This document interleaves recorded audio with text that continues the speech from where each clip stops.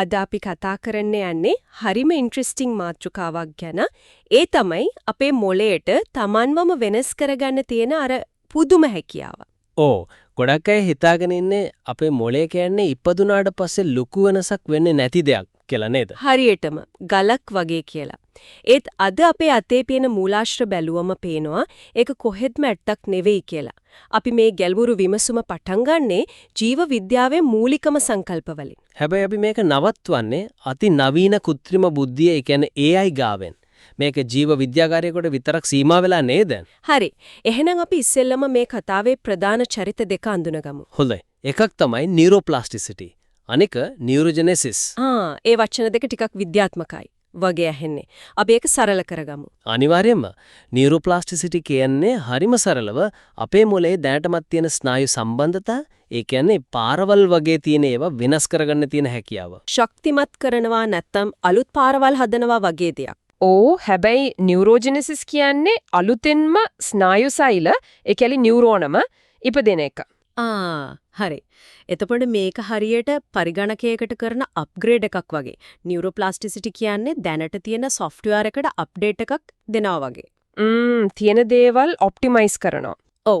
හැබැයි අනිත් එක නියුරෝජෙනෙසිස් කියන්නේ අලුතෙන්ම හાર્ඩ්වෙයාර් කැලලක් RAM ස්ටික් එකක් වගේ එකතු කරනවා වගේ වැඩක්.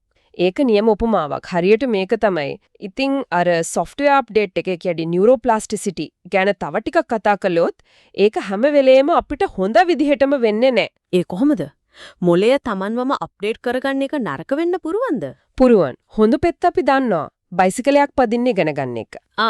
වාහනයක් ඩ්‍රයිව් කරන එක.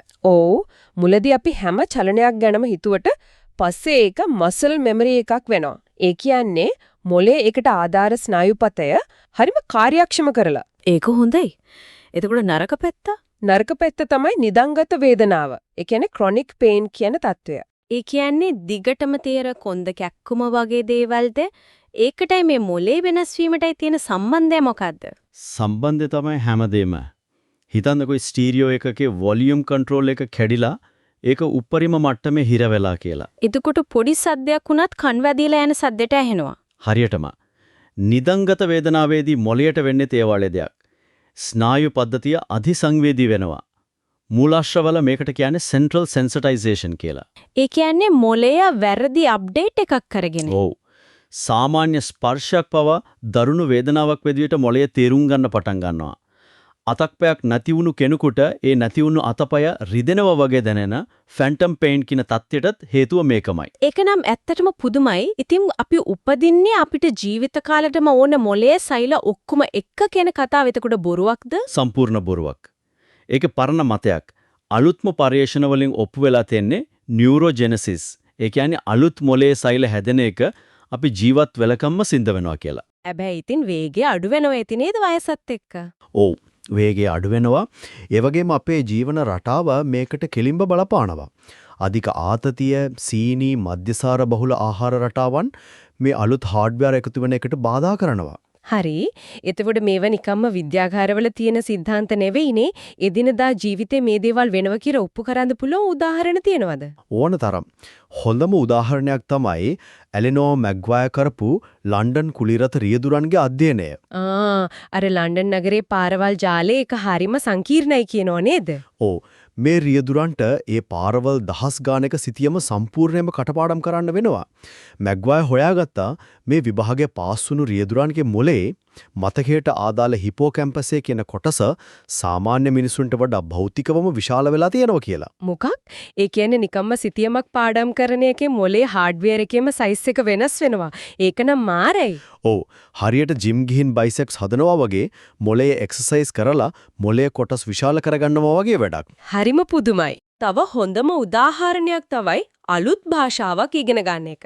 කෙනෙක් විශේෂයෙන්ම වැඩිහිටි වයසේදී අලුත් භාෂාවක් ඉගෙන ගන්නකොට එයාගේ මොළයේ අලු පදාර්ථ ඝනත්වය වැඩි වෙනවා. ඒකෙන් මොකද්ද වෙන්නේ? මේකෙන් සංජානන සංචිතයක්, ඒ කියන්නේ cognitive reserve එකක් හැදෙනවා. ඒක හරියට මොළයට අමතර බලයක් එකතු වෙනවා වගේ. මේකේ තියෙන පුදුම වාසිය තමයි මේ සංචිතය නිසා ඩිමෙන්ෂියාව වගේ රෝග ඇතිවීම සාමාන්‍යයෙන් අවුරුදු 4කමාරකින් විතර පස්සට දාන්න පුරුවන් වෙන එක.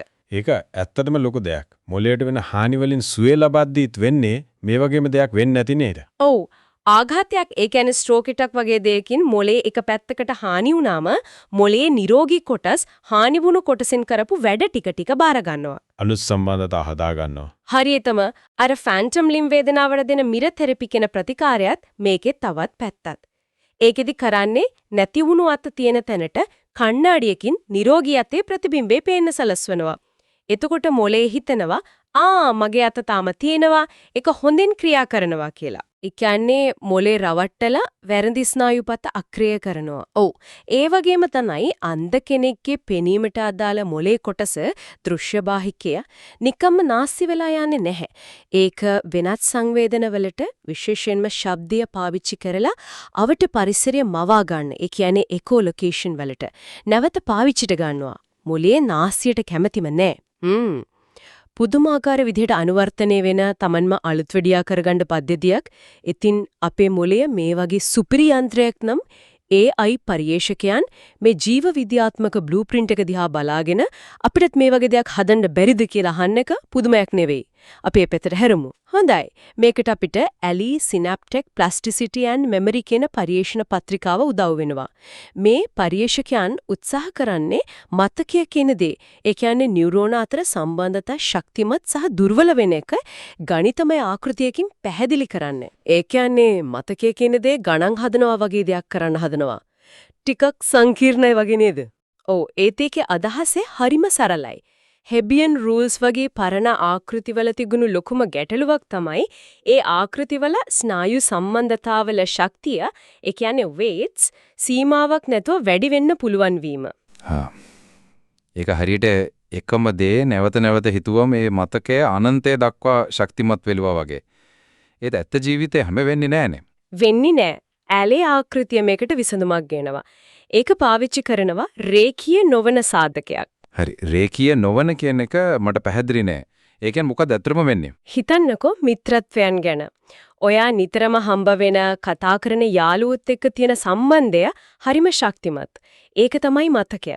හැබැයි අවුරුදු ගානකින් කතා නොකරපු කෙනෙක් ඒ සම්බන්ධය ටිකෙන් ටික දුර්වල වෙලා අන්තිමට නම පවා අමතක වෙලා යනවා.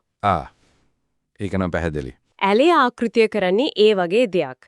ඒක සීමාවක්. ඒ කියන්නේ threshold එකක් පාවිච්චි කරනවා.